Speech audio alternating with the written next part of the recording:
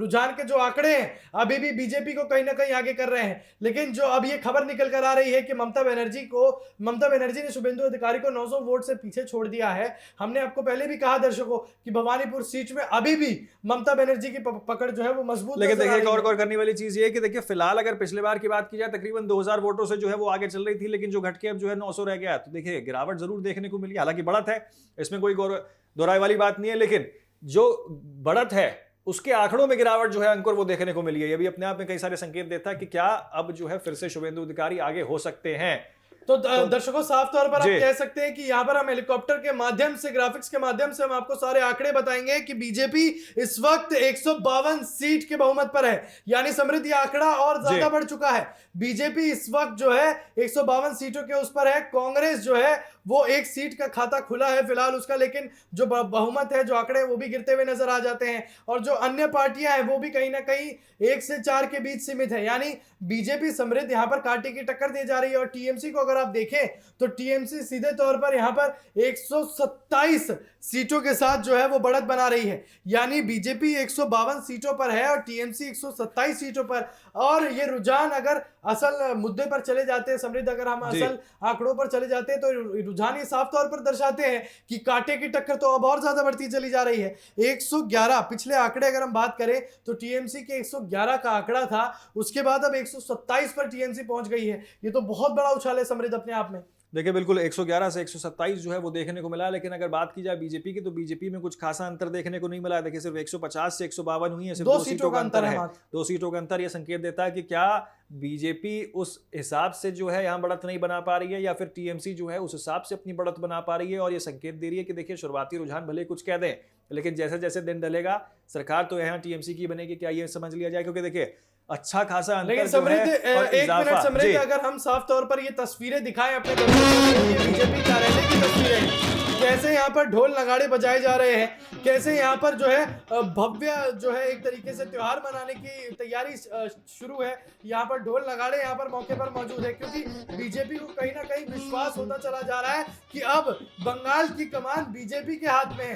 तस्वीरें साफ तौर पर दर्शकों आप देख सकते हैं कि यहाँ पर बैंड वालों को बुलाया गया है, यहाँ पर ढोल नगाड़े बजाए जा रहे हैं, यहाँ पर जो है जश्न का माहौल जो है बनाया जा रहा है। जलेबी की तो हमने समृद्ध बात करी, जलेबी तो बनने की तैयारियां हो ही चुकी थी, यानी मिष्ठान बनने की तैयारियां हो चुकी थी। ये दर्शकों की आप जो भीड़ देख सकते हैं यहाँ पर, ये बंगाल से ये तस्वीर जो है समृद्ध निकल कर आ रही है। अब आप देखिए किस तरीके से यहाँ उत्साह के रूप में बीजेपी देख रही है इसे, और बीजेपी ये भी कह रही है देखिए यहाँ होली की तरह इसको बनाया जा रहा है। और बीजेपी लगातार इस चीज से भी इसको जोड़ के देख रही है कि देखिए हमारी सरकार आएगी तो हम जो है यहाँ खुलकर अपनी आजादी की बात कर सकेंगे। क्योंकि देखिए टीएमसी की सरकार में सबसे बड़ा आरोप अगर बीजेपी ने कोई लगाया तो वो दरअसल ये था कि हम जो है यहाँ खुलकर अपनी चीजों को नहीं रख पा रहे थे, हमें दबिश हो रही थी, हमें दबाने की कोशिश की जा रही थी, हमें घुटन महसूस हो रही थी। ये तमाम कार्यकर्ताओं ने बीजेपी के कहा।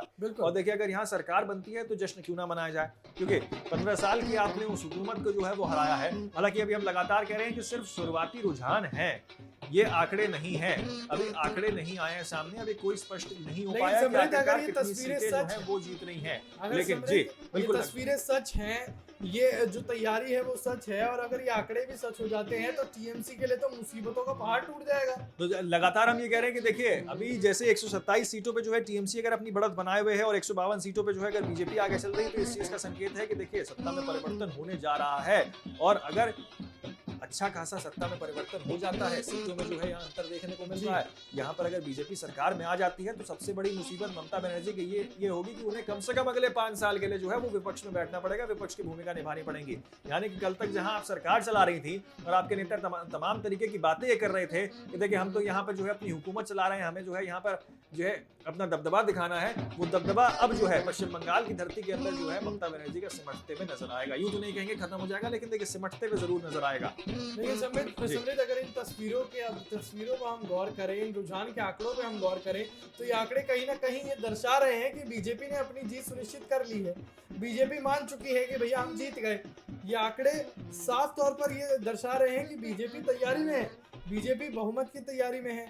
और इसी के साथ जो है बीजेपी के शुभेंदु अधिकारी, उन्होंने भी कुछ बयानबाजी करी है। तो सबसे पहले हम अपने दर्शकों को ये सुनाते हैं कि उन्होंने क्या कुछ कहा।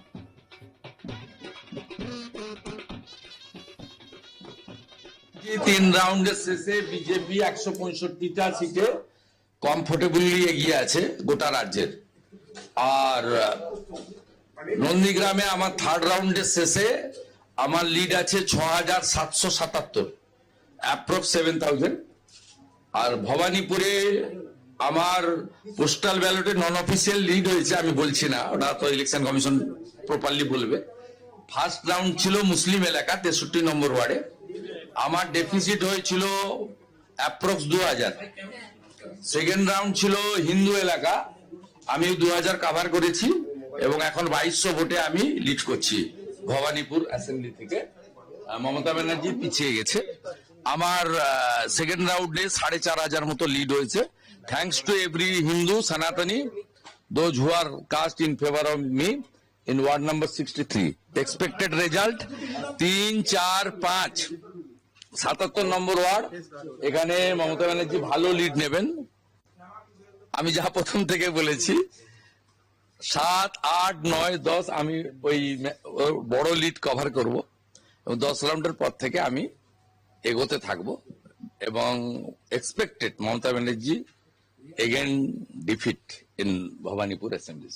এক্ষুনি কিচ্ছু বলবো না, বিজেপি সরকার করছে এটুকু বলবো এবং ক্লিয়ার ম্যান্ডেট, একদম ক্লিয়ার ম্যান্ডেট বিজেপি সরকার করছে। কলকাতাতে শিক্ষিত লোকজন, হিন্দুরা, তারা মমতা ব্যানার্জি কে রিজেক্ট করছে, ইনিশিয়াল ট্রেন্ড তাই বলছে। এবং সবচেয়ে বড় কথা হচ্ছে ভাষার নামে, জাতের নামে হিন্দুরা বিভক্ত হয়নি। সিদ্দিকুল্লাহ চৌধুরীর মতো লোক পিছাচ্ছে, সৈকত পাঁজা আমার ভাই এগোচ্ছে, it's a very good symptom. ডায়মন্ড হারবারে দীপক হালদার এগোচ্ছে, ইটস আনএক্সপেক্টেড। মানে যে সিটগুলো, বাকি তো এক্সপেক্টেড। শিবপুরে আমরা এগোচ্ছি, নর্থ হাওড়া এগোচ্ছি, ভেরি গুড ট্রেন্ড। ভবানীপুর বলছেন না কেন, 2,200 উঠে গিয়ে এরপরে আমি পেছাবো 77-এ, যেখানে ওদের ভোট অনেক, আমি অনেকটাই পেছাবো, তারপরে মেকআপ করবো। আমি যখন 70 নম্বর ওয়ার্ডে ঢুকবো তখন ছক্কা মারতে শুরু করবো।